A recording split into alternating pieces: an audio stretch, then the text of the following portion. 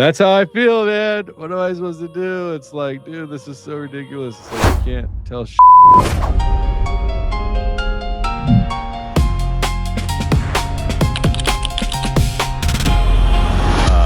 That somebody that who told, where did she get that term from? Because that term doesn't, at least when it comes to like technical, it doesn't exist in that version. I asked Nate Valhalla VFT for verification because I didn't want to just like be asking AI all this stuff. I'm like, bro, I got this guy right here. I can hit him up. Shout out to Nate Valhalla for letting me ask him. And I was like, hey man, is there any truth to this lateral crawl? Because I can't find any information on this lateral crawl.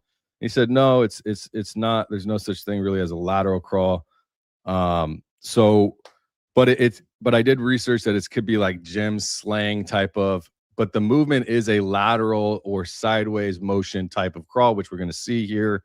So I can understand why it is called that, but I'll show you in a second what I'm talking about with the Army and military, the Army and Marine Corps actual, it's called individual movement techniques, and then sniper training. So there's like these different types of manuals. I don't know what these mean. I'm not a military expert, but I did look into these. These are manuals on how to operate within the field. So he's moving side to, so he's using one arm and one knee. So in jiu-jitsu,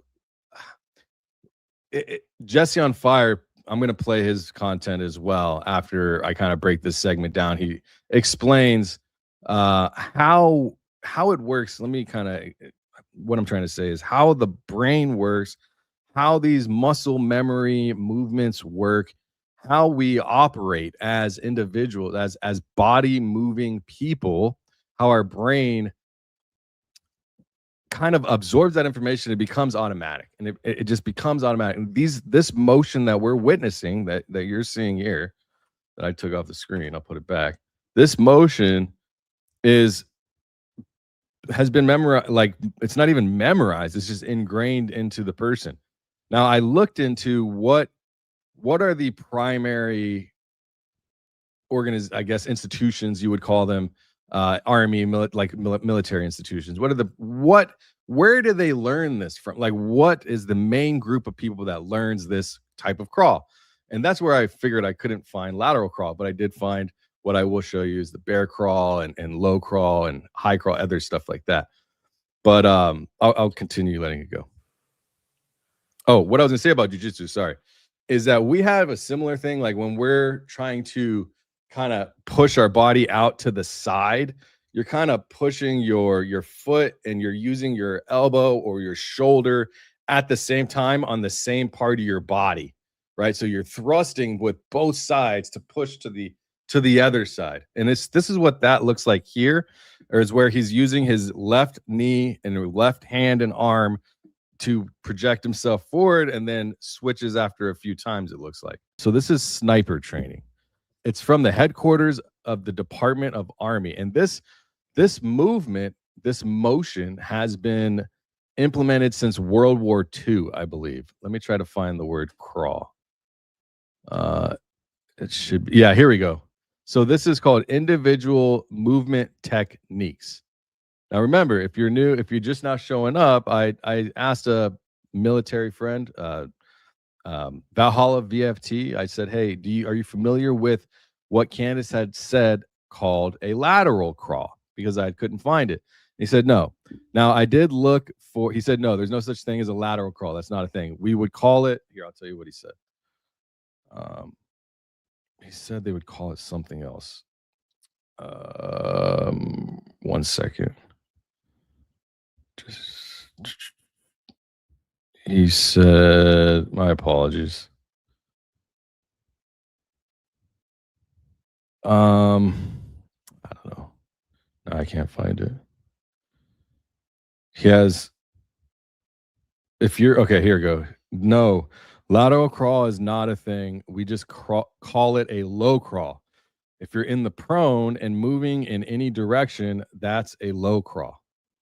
So he said, no, lateral crawl is not a thing. We just call it a low crawl. If you're in the prone and moving in any direction, that's a low crawl. So maybe whoever told her, I think it's like slang, because what I did look up, it's kind of like, it's like something you would explain that motion, because it is a lateral movement from left to right in one direction and then moving to another. But just to get technical, just because that's how I am, I'm like facts of like receipts type of thing, you know. So I started looking and I didn't see that, but I did find the sniper low crawl. I'll make this bigger if you'd like so you can see it. The individual movement techniques used by the sniper team are designed to allow movement without being detected. These movement techniques are sniper low crawl, medium crawl, high crawl, hands and knees crawl, and walking. Sniper. So maybe it's a hands and knees crawl potentially as well. You can see that this is kind of their mission is to stay low, but be able to man their rifle. So medium crawl, the medium crawl in 4-4, which is down below here. We'll read this. Is used when concealment is limited and the team needs to move faster than the sniper low crawl allows. Remember, these are teams. This is a team. They're talking about teams here, okay? We aren't talking about, oh, a lone sniper. Like, these people learn to do this stuff with their team because of their team. Like, every move, as I understand it, like, operators are very rarely out on their own, if ever, to my knowledge. Now, maybe there are, like, you're out on your own, but when it comes to being with a team, you're going to be with a team. So I don't know. I'm not from the military. I don't have a background in the military. My stepfather was a Navy SEAL. I mean, Navy SEAL trainer. He was a Navy diver, but Navy. So the high crawl is used. So I have no military experience. I have no. I can't speak on that. Anything that I tell you is either from somebody else or from a document from the government that I'm reading on like this, or from some website or from something to learn. So I'm learning as I'm telling you this stuff. So anyways, this is what it looks like to me now, because this is the first time I'm going through this document. I didn't mean to do that. Hands and knees crawl. This is what it looks like. So it's a hands and knees lateral crawl is what it seemingly looks like. Okay. So hands and knees crawl. The hands and knees crawl in figure 4-6 right here, as we can see, is used when some concealment is available and the sniper team needs to move faster than the medium crawl. Body supported by hand and knees in hand. Weapon carried in other hand. Scope in the armpit. Wow. Okay. So not in the other armpit, inside the armpit. So the scope, you tuck the rifle, the snout of the rifle is sticking out the barrel, and then you've got the scope here pointed. Imagine this barrel is pointed, the scope, and you're tucking it like this, and you're holding it for dear life because you don't want to lose that thing when you're out doing whatever you're doing. And then, of course, there's walking, and then there's even a particular way to walk. So the hands and knees crawl is used when some concealment is available and the sniper team needs to move faster than the medium crawl, which the medium crawl is kind of like that snake-like movement that we all have done. That's a high crawl. And then, of course, they have low crawl. So I can easily see where lateral can get thrown into this.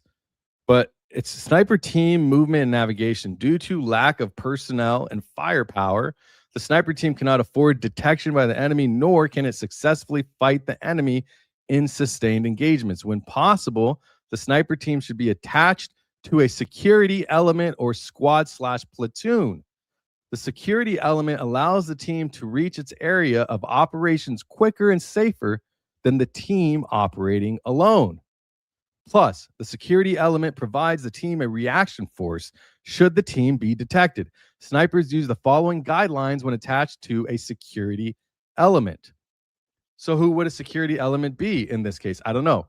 Use your imagination at Charlie Kirk's event at UVU.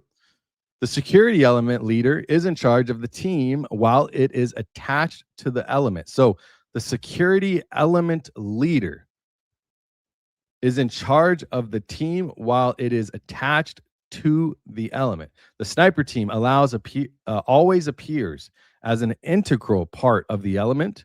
The sniper team wears the same uniform as the element members. The sniper team maintains proper intends and positions in all formations.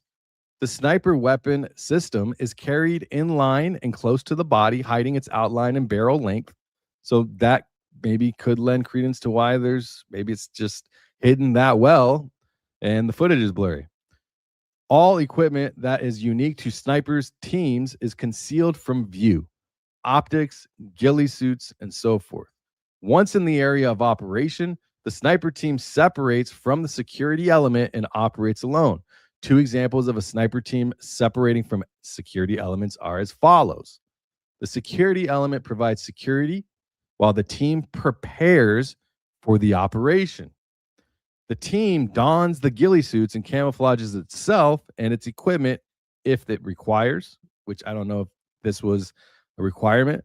It doesn't seem to be, but there is some type of outfit that if you wanted to say they all wear the same outfit, they all kind of look like they're, I don't know, in an American Eagle magazine for older dudes. I don't know. The team ensures all equipment is secure and caches any non-essential equipment. Once the team is prepared, it assumes a concealed position and the security element departs the area. So once the security element is departed, the team waits in position long enough to ensure neither itself nor the security element has been compromised. Then the team moves to its tentative position. That's very interesting because if indeed Barron is true regarding the footage of who might have been waiting for 2, 3, or 4 people to potentially come off the roof when they jump off, whoever it is, there's multiple vehicles that could be backup vehicles. And then, I don't know. Tell me what you think about what I just showed you in the comments. I mean, there's a lot of things in this dossier. If I show you some more here, check this out here. So it says the security element conducts a short security halt at the separation point. The sniper team halts, ensuring they have good available concealment and know each other's location. So if there's got to be a team, the sniper has to have a team most likely if you're going to operate in that manner. If you're going to be doing this, information is in the same book as the motions he was making. It explains it in the same book, the team, the purpose of all of these movements. And then he slowly, maybe throws it out, and he's getting his rifle from here, possibly. He's possibly, maybe, and then kind of slides it forward. I could see that, I guess. And then it does become more shaped like an AR type of rifle or some type of, maybe, I don't know. It's really hard to tell. But you see him throw that mat out, and you see him kind of getting prepared maybe and pushing it forward and then getting his body low. Maybe that's what he's doing. I mean, we're looking at a blob, bro. Look at this. We're looking at a blob. Okay. I'm going to screenshot this of myself and I'm just going to say, I kind of feel, this is going to be hilarious. Bro, I feel so weird trying to explain whatever it is. Whatever is going on with this damn blob. Rifle? Anyone? Rifle? I mean, maybe sliding onto the mat after throwing out if there is really a mat. Boom. There you go. Tweet. Just release. That's how I feel, man. What am I supposed to do? It's like, dude, this is so ridiculous. It's like I can't tell shit.